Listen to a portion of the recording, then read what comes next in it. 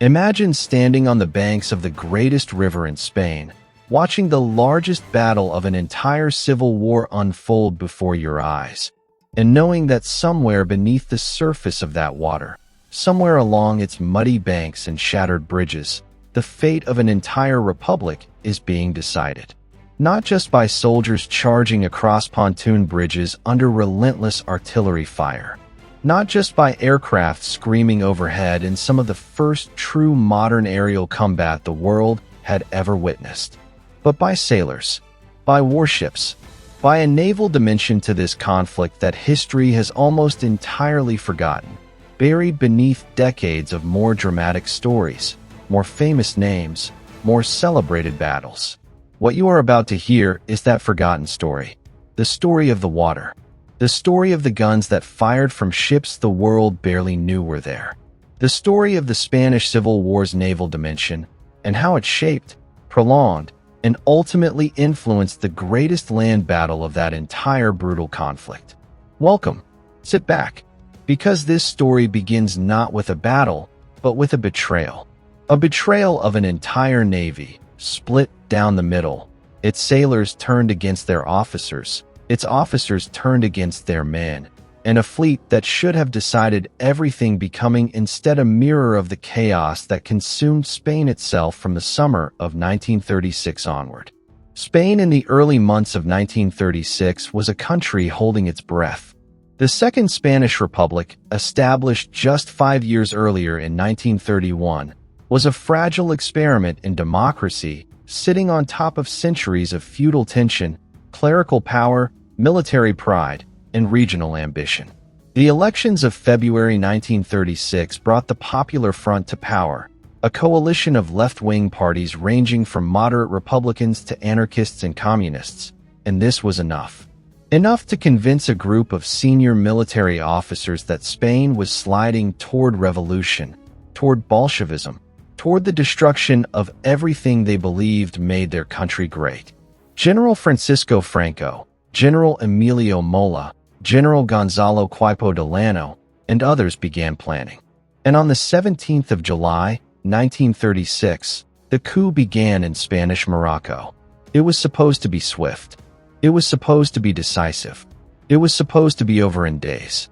Instead, it fractured Spain into two bleeding halves and ignited a war that would last nearly 3 years, kill somewhere between 500,000 and 1 million people, depending on how you count the dead, and serve as the opening act of the most devastating conflict in human history. But here is what the conspirators had not fully accounted for. They had not fully accounted for the Spanish Navy. The Spanish Navy in 1936 was not a mighty force by the standards of the great powers. It had no aircraft carriers. It had no battleships of modern design. Its largest capital ships were the aging dreadnought España class, pre-World War I vessels that were already considered obsolete by European naval standards. But it had cruisers, it had destroyers, it had submarines, and crucially, it had something that both sides desperately needed from the very first hours of the war. It had the ability to control the water between mainland Spain and Spanish Morocco. And in the summer of 1936, that strait, the Strait of Gibraltar, was everything. Franco's Army of Africa was the most battle-hardened, most professional military force in Spain. The Spanish Foreign Legion and the Moroccan regulars had spent years fighting in the brutal colonial wars of the Rif, and they were by far the most effective fighting force available to the nationalist cause. But they were stuck in Africa, stuck on the wrong side of the water. And between them and the Spanish mainland sat the Spanish Navy, or at least the part of it that had stayed loyal to the Republic. When the coup began, something extraordinary happened aboard the ships of the Spanish Navy. The sailors, overwhelmingly working-class men with left-wing sympathies, did not simply follow their officers into rebellion. In many cases they rose up. They arrested their officers. They locked them in their cabins. In some of the most dramatic cases, they killed them. The crews of ships like the destroyer Churruca and the cruiser Libertad, that name itself becoming symbolic, took control of their vessels and declared loyalty to the Republic.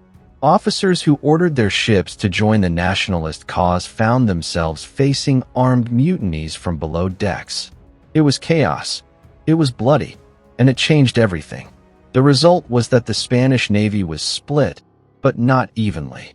The majority of the fleet's ships, though crewed now by men with revolutionary fervor but very limited professional naval training, remained under Republican control. The nationalists found themselves with far fewer naval assets than they needed, and this meant that the Army of Africa was trapped. Franco had an army and no navy.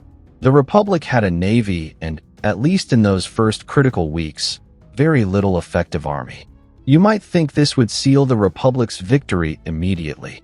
Here is where the story becomes more complicated, more tragic, and ultimately more instructive about the nature of war and power. Because naval power is not simply about having ships.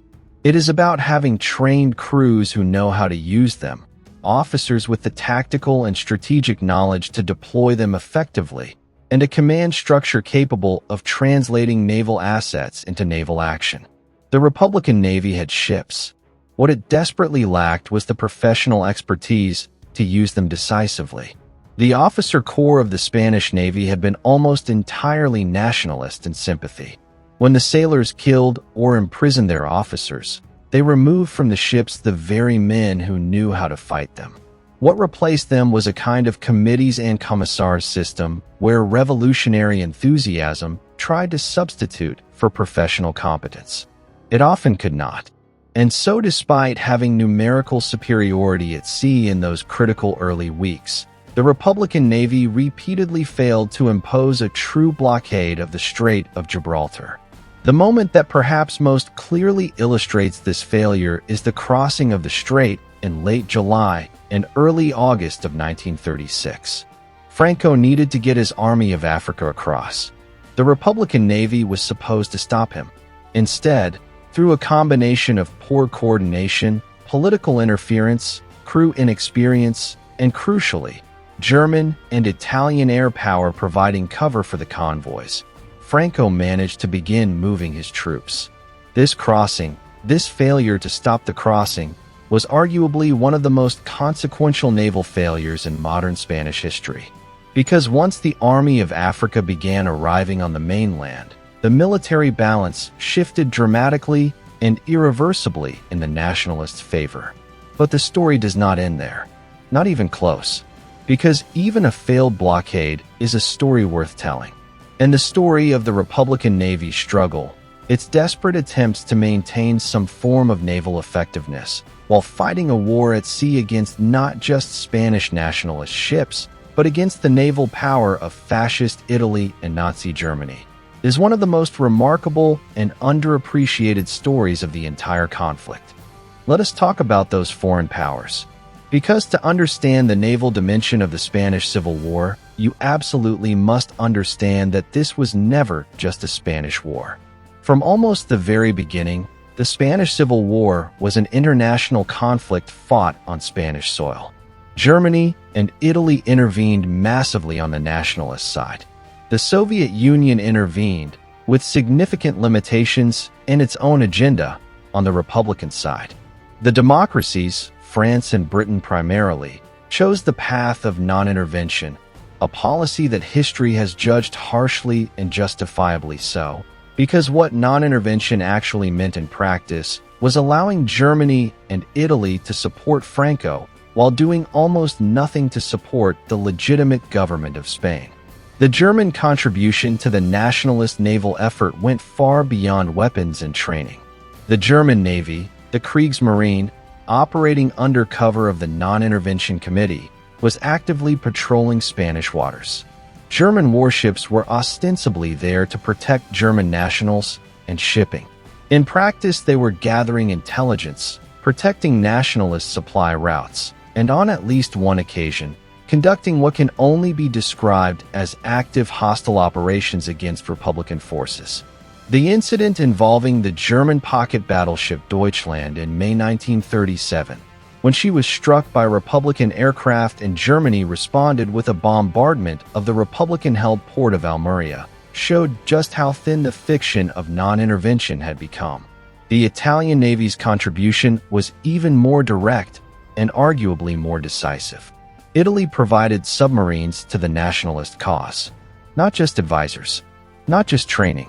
Actual Italian Navy submarines, operating with Italian crews, attacking Republican and neutral shipping in the Mediterranean under a policy of plausible deniability that fooled almost nobody. These submarine operations, often called piracy by their victims, were devastatingly effective. They sank merchant ships carrying supplies to the Republic. They terrorized shipping lanes. They contributed significantly to the economic strangulation that would ultimately help seal the Republic's fate. The Soviet contribution to the Republican Navy was real, but limited, and came with strings attached. Soviet advisors arrived. Soviet equipment arrived. But Stalin's primary concern was never Spanish victory.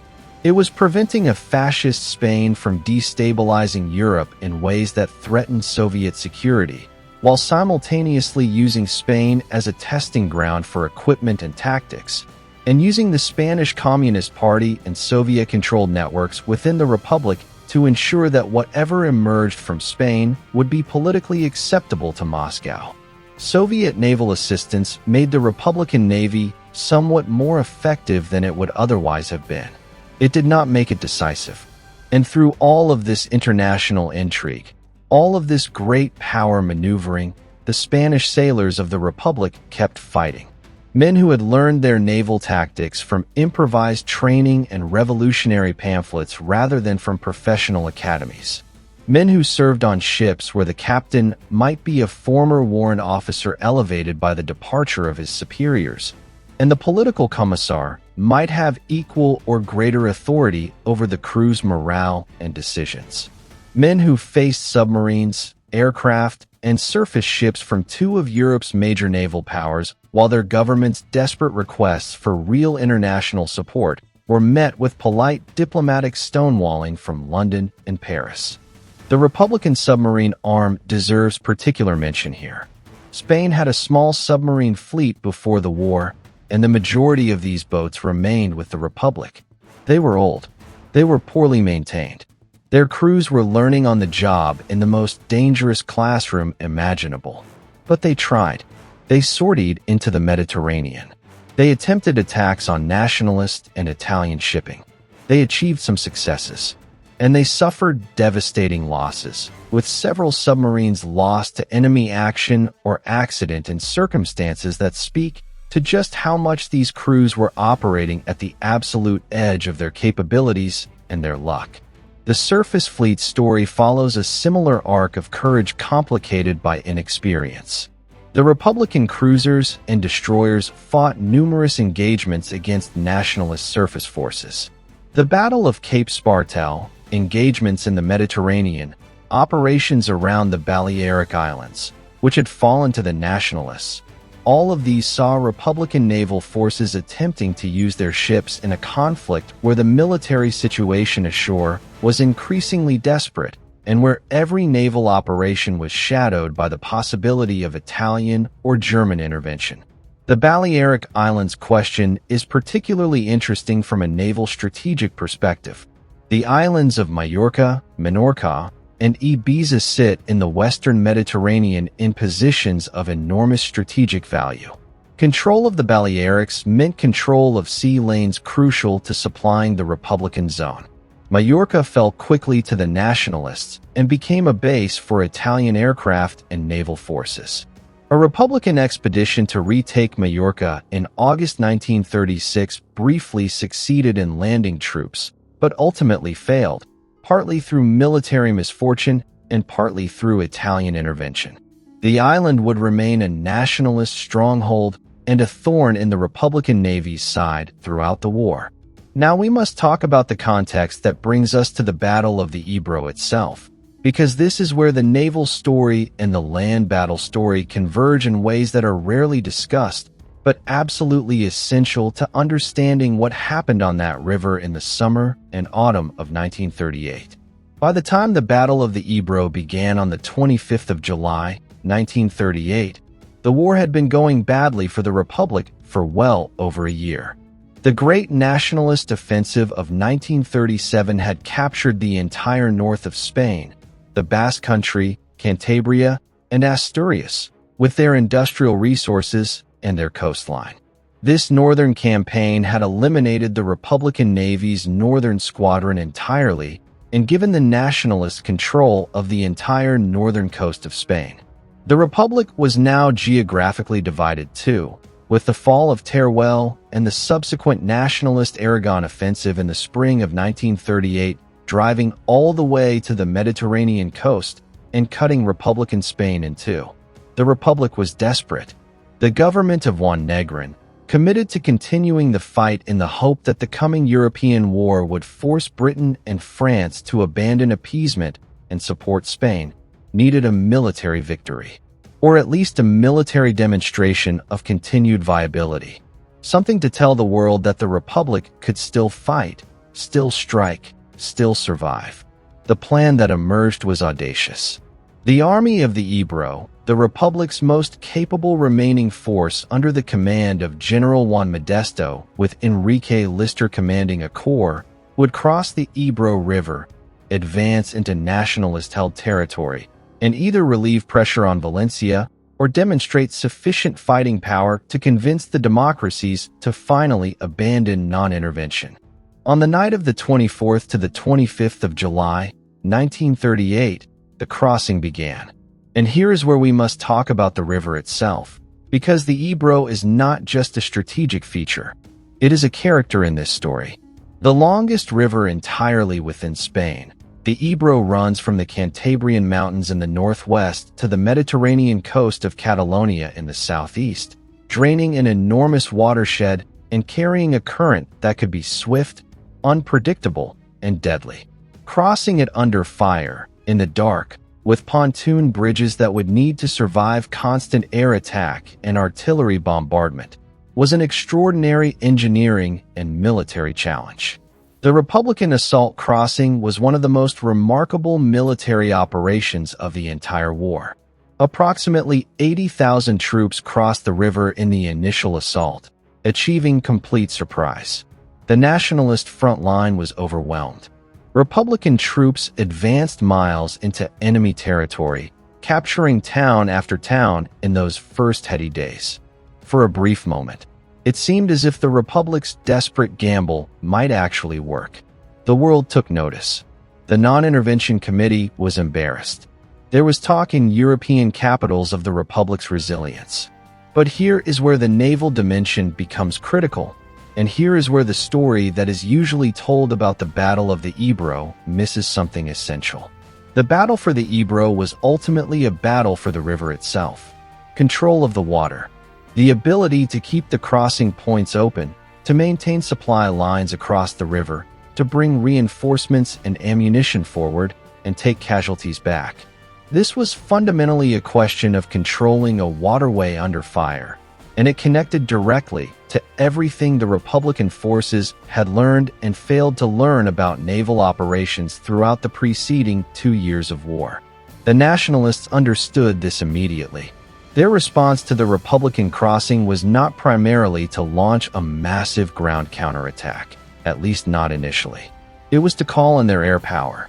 The Condor Legion, Germany's contribution to the nationalist air effort, along with the Italian Aviazione Legionaria and the Nationalist Air Force itself, concentrated an enormous amount of air power on the Ebro. Their primary targets were not the Republican frontline troops, though those were targeted too. Their primary targets were the pontoon bridges, the crossing points, the logistical lifelines that kept the Army of the Ebro alive on the far bank. What followed was one of the most sustained aerial interdiction campaigns of the pre-World War II era. Day after day, wave after wave of nationalist and Axis aircraft attacked the bridges. Republican engineers, working in conditions of extraordinary courage and skill, rebuilt them. At night, when the aircraft could not operate, the bridges were hastily reconstructed or new ones thrown across the river. By day, the bombers came back. It became a war of attrition, not just between armies, but between aviation and engineering, between bombs and pontoons, played out on and over the surface of the Ebro. The Republican Air Force fought back. And this is where the air component intersects with the naval narrative in ways that are deeply significant. The aircraft that the Republic used in this air battle over the Ebro were largely Soviet-supplied. The Polikarpov I-16, the famous Rada or Mosca, and the Polikarpov I-15, the Chato, were the backbone of Republican fighter aviation. Against them flew the German Bf-109B and C, the Italian Fiat CR.32, and the Heinkel He-51. The air battles over the Ebro in the summer and autumn of 1938 were among the most intense of the entire war, and they effectively decided who controlled the river. Because controlling the bridges meant controlling the battle, and controlling the battle meant controlling the fate of the Republic. The Navy's lesson, hard learned through 2 years of Mediterranean operations, was being reapplied here in a river battle far inland from the sea. Logistics flow through water. Control the water, and you control the campaign. The nationalists, with their overwhelming air supremacy increasingly established as the battle progressed and as Soviet aircraft deliveries dried up, won the battle for the bridges. Slowly, inexorably, the Republic's ability to supply its forces on the far bank degraded. Ammunition ran short. Reinforcements became harder to move forward. The strategic initiative that had been seized so brilliantly on the night of the crossing began to drain away. Franco's ground counteroffensive began seriously in late September 1938 after several costly initial attempts were beaten back by the Republican defenders. The terrain helped the Republic. The high ground of the Sierra de Pandals and the Sierra de Cavals gave the defenders positions that were extraordinarily difficult to assault frontally. Republican soldiers, many of them veterans of 2 years of increasingly desperate fighting, held these positions with remarkable tenacity. The battle that many expected to last weeks dragged on for months. It became one of the bloodiest, most attritional struggles of the entire Civil War. Throughout this grinding campaign, the river remained the critical factor. The Republic's naval experience, such as it was, manifested in the extraordinary efforts of the river engineers and the units tasked with maintaining the crossing. Small boats ferried supplies across at night. Improvised river craft were used where bridges had been destroyed and could not be rebuilt. The techniques and the tactical thinking, though applied to a river rather than an ocean, echoed the naval lessons that the Republic had been learning and relearning since 1936. Water is both barrier and highway. Control its crossings, and you control the campaign. Let us step back for a moment and look at what was happening at sea while all of this was unfolding on the Ebro.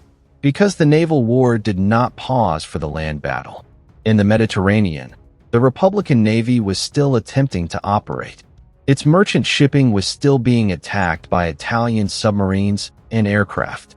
The ports of Barcelona, Valencia, and Cartagena, the great Republican naval base, were still targets of air and sea bombardment. The strategic strangulation that the Nationalist Axis coalition had been applying to the Republic's maritime supply lines continued relentlessly throughout the summer and autumn of 1938. The non-intervention patrol, that remarkable piece of diplomatic theater in which Britain, France, Germany, and Italy all nominally participated in monitoring Spanish territorial waters to prevent the supply of either side, had by this point completely broken down in practice. Germany and Italy continued to supply Franco. The Soviet Union continued to supply the Republic, though with decreasing enthusiasm and increasing difficulty as the political winds in Moscow shifted. The British and French watched helplessly, or chose to watch helplessly, as their non-intervention policy enabled the slow death of Spanish democracy. Cartagena deserves a moment of particular attention. The base of the Republican Navy, located on Spain's southeastern Mediterranean coast, was the heart of whatever naval capability the Republic retained. It had been the scene of extraordinary drama throughout the war. It had been bombed repeatedly by nationalist and Italian aircraft. It had been the base from which Republican submarines sortied on missions that were as much about morale as military effectiveness. And it would, near the war's very end, be the scene of one final, tragic drama when pro-communist forces staged a revolt that would ultimately contribute to the Navy's collapse and the end of organized Republican resistance. But in the summer and autumn of 1938, Cartagena was still functioning, still the base of a fleet that was diminished, exhausted, and increasingly outmatched, but still present, still fighting, still representing the Republic's insistence that it existed as a state with a coast and a navy and a right to defend itself. The sailors of that fleet were watching the Ebro battle unfold on the maps in their wardrooms and on the news they could pick up. They knew that the fate of the Republic was being decided on a river, and they knew that everything they had fought for at sea was connected to whether those bridges held, whether those armies survived, whether Spain remained a republic. The international dimension of the Ebro battle was playing out simultaneously in the diplomatic salons of Europe. The Munich Agreement of September 1938, in which Britain and France capitulated to Hitler's demands over Czechoslovakia, was a catastrophic blow to Republican Spain's last hopes. The Republic's strategy had been premised, however desperately and perhaps wishfully, on the idea that the coming European crisis would force the democracies to recognize that a fascist Spain was incompatible with their security interests, and that they would therefore abandon non-intervention and provide the Republic with the means to survive. Munich destroyed that hope. It showed that the democracies would appease Hitler over Czechoslovakia. They would certainly appease him and Franco over Spain. For the soldiers fighting on the Ebro's hills, for the sailors maintaining the crossing points in their small river craft, for the pilots flying their increasingly outnumbered aircraft over the battlefield, Munich was a death sentence delivered in diplomatic language. They fought on, because there was nothing else to do, because to stop fighting was to admit that it was over, because men and women do not easily accept that the cause for which they have sacrificed everything has been abandoned by the world they hoped would save it. The international brigades deserve their moment in this story. These volunteers from 53 countries who had come to Spain to fight fascism had served throughout the war with extraordinary courage, and at the Ebro they fought some of their most intense battles.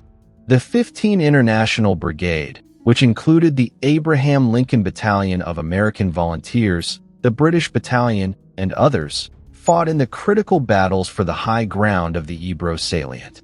They suffered enormous casualties.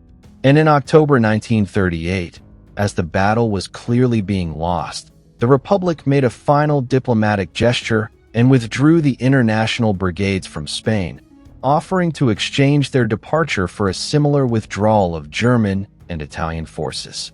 It was a gesture the nationalists and their foreign supporters simply ignored. The farewell parade of the international brigades in Barcelona in late October 1938 is one of the most emotionally devastating scenes of the entire war. The citizens of Barcelona, knowing what was coming, knowing that the Ebro battle was lost, knowing that their city and their republic were probably doomed, lined the streets to watch these foreign volunteers march for the last time. Women threw flowers. Old men wept.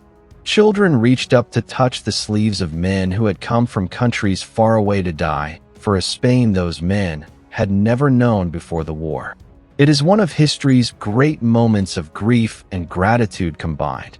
Back on the Ebro, the end was approaching. Franco's forces had been grinding forward through October and into November, paying enormously for every yard of Spanish hillside. The Republican defensive lines, though repeatedly bent and pushed back, had not broken in the dramatic fashion the nationalists had hoped. The battle had already lasted far longer than anyone had expected, and the army of the Ebro had inflicted enormous casualties on the attacking nationalist forces. But the Republic simply could not sustain the losses. The ammunition shortages were becoming critical. The Air Force had been bled white in the battle for the sky over the river. The crossing points were increasingly difficult to maintain. On the 16th of November, 1938, the last Republican forces withdrew back across the Ebro. The Great River, which had been crossed in triumph on a July night nearly 4 months earlier, was now the boundary of Republican defeat. The army of the Ebro had been essentially destroyed as an effective fighting force. The Republic had lost its last strategic reserve. The Catalonia offensive, which would effectively end the war on the Republican side, was only weeks away. The naval dimension of this final collapse is poignant and largely forgotten. As the Republic's position in Catalonia crumbled in the winter of 1938 to 1939, the Republican Navy found itself increasingly unable to operate. The loss of port facilities, the lack of fuel, the absence of spare parts, the relentless air attacks on naval bases, all of these factors combined with the political crisis within the Republic itself to paralyze the fleet. Ships that might have provided fire support for the retreating armies, ships that might have evacuated refugees, ships that might have maintained at least a symbolic presence as the Republic's surviving naval forces, sat in harbor or attempted desperate final operations with diminishing resources. The fall of Barcelona in January 1939 was followed by the flood of refugees toward the French border. Hundreds of thousands of people, soldiers, civilians, women, children, politicians, artists, workers, all moving north in one of history's great exoduses of the defeated. The sea offered some possibilities for evacuation, and some Republican naval vessels did participate in moving people out of Spain's ports before they fell. But the scale of the refugee crisis overwhelmed any organized evacuation effort, and the Navy's final contribution to the Republic it had fought for was necessarily limited. Madrid held out until the end. The Siege of Madrid, which had begun in November 1936, and which had been the symbol of Republican resistance throughout the war, the city that had been bombed, shelled, starved, and infiltrated but never taken, finally fell in late March 1939. It fell not to a military assault, but to internal coup, to the conspiracy of forces within the Republic itself who believed that surrender was the only way to save some lives, and who tragically discovered that Franco's idea of mercy was very limited. The Republican Navy's end came with characteristic drama and tragedy. In March 1939, as the Republic collapsed, elements of the fleet at Cartagena attempted to flee to a French North African port. The circumstances of this final voyage, complicated by the internal politics of the Republic's disintegration, by communist versus anti-communist divisions within the naval command, by the desperate urgency of simply getting ships and people out before they fell into nationalist hands, made for a confused and heartbreaking final chapter. Some ships made it to Bizerta in French Tunisia, where they were interned. Others did not escape. The fleet that had represented the Republic at sea, that had fought with such courage despite such limitation, ended its war in internment or capture. And so we come to the meaning of it all. The legacy of the Spanish Civil War's naval dimension is complex and multi-layered, and it had effects that extended far beyond Spain itself. The German and Italian navies had used Spain as a testing ground. Submarines, surface ships, tactics, coordination with air power, all of these had been tested in Spanish waters. The lessons learned would be applied with devastating effect in the coming World War. The German submarine doctrine that would make the Battle of the Atlantic so nearly decisive was in part shaped by the experience of unrestricted submarine warfare in the Mediterranean during the Spanish Civil War. For the Soviet Navy, Spain was also instructive, though in different ways. The limitations of revolutionary enthusiasm as a substitute for professional naval competence, the difficulties of operating a navy in a coalition of uncertain allies, the challenges of sustaining naval operations under air attack, these lessons were absorbed and processed, though how well they were applied in the subsequent war against Finland and Germany is a more complicated story. For the Western democracies, Spain should have been an urgent warning about the consequences of appeasement and non-intervention. The naval balance in the Mediterranean had shifted dramatically against Britain and France as a result of their policies. Italian naval and air bases in the Balearics, Italian submarines comfortable operating in waters they had tested thoroughly during the Spanish War, a nationalist Spain that would be at least initially friendly to the Axis despite Franco's eventual decision to stay out of World War II formally. All of this was a direct consequence of the non-intervention policies that had allowed the Republic to be defeated. For Spain itself, the legacy was decades of dictatorship. Franco's regime would last until his death in 1975. The sailors who had fought for the Republic, those who survived the war, faced imprisonment, execution, or exile. The officers who had joined the nationalists or been coerced into their service built a small but useful navy for the new Spain. The memory of what had happened, of the sailors who had risen up, of the fleet that had tried and failed to hold the strait, was suppressed and distorted for decades under the Franco regime. The soldiers and sailors of the international brigades returned to their home countries as heroes to some and suspicious figures to others. In the Cold War atmosphere that would develop after 1945, veterans of the Spanish Civil War found themselves regarded with suspicion by governments that saw their anti-fascist service in Spain as evidence of communist sympathies. Many American volunteers of the Abraham Lincoln Battalion faced harassment from the FBI and from the House Un-American Activities Committee. The men who had gone to fight fascism before it was fashionable to do so were sometimes treated as threats to the democracies they had hoped to defend. The Battle of the Ebro itself became, in the historiography of the Spanish Civil War, one of the most studied and most debated operations of the entire conflict.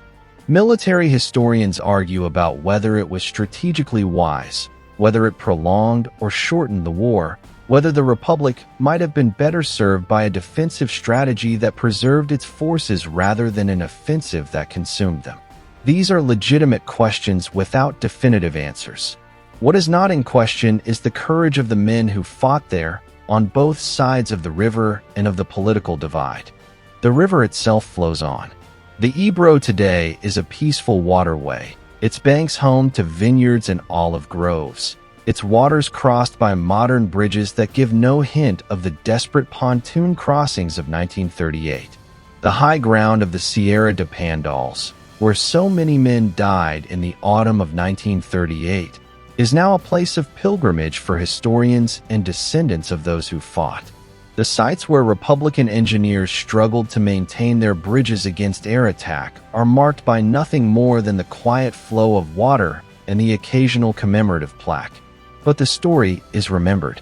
It is remembered in the archives of a dozen countries.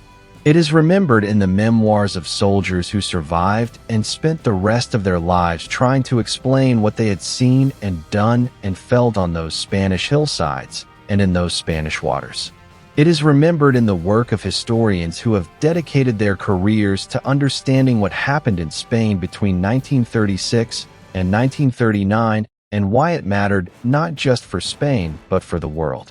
It is remembered, however imperfectly, in the consciousness of a civilization that knows, even if it sometimes forgets, that what happened in Spain was a warning that went unheeded, and that the price of ignoring that warning was paid in the Second World War that followed. The sailors of the Spanish Republic, those working-class men who rose up against their officers in the summer of 1936 and tried to build a revolutionary navy out of the wreckage of the old one, deserved better than history gave them. They deserved better equipment, better trained officers, better political leadership, better international support. They deserved to live in a world where the democracies were willing to defend democracy. Instead, they got the world as it was, which was a world moving toward catastrophe, and they tried to do what they could with what they had in the time they had to do it. The pontoon bridges of the Ebro are long gone, rotted away or removed, or simply sunk into the river's memory. But the story of the men who built them and died for them, the story of the sailors who tried to control Spanish waters and could not, the story of the Navy that fought with courage and lost with honor, that story deserves to be told. And now you have heard it. From the coup of July 1936 to the fall of the Republic in March 1939, from the Strait of Gibraltar to the mountains above the Ebro, from the deck of a Republican destroyer in the Mediterranean to the improvised river craft of the Ebro crossing, the water runs through the story of the Spanish Civil War like the river itself runs through the land of Spain. Inseparable from the earth it drains. Essential to understanding everything that happened on its banks. The Spanish Civil War ended 85 years ago. The men who fought it are almost all gone now. The last veterans have passed into history, their voices preserved only in recordings and memoirs and the patient work of archivists and historians. What remains is the story. And the story matters because it tells us something we need to keep hearing, keep relearning, keep refusing to forget. About what happens when democracies stand by while fascism advances. About what courage looks like when it is not accompanied by victory. About what water means in war, and what war means in water, and what the river carries when it carries the memory of the dead. Thank you for being here. Thank you for listening to this story that deserved to be told. Now I want to ask you something.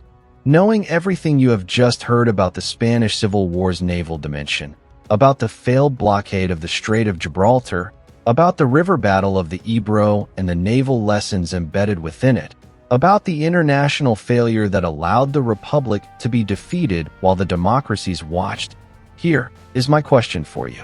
If the Western democracies had enforced a genuine naval blockade to prevent German and Italian intervention in Spain, do you believe the outcome of the Spanish Civil War could have been different?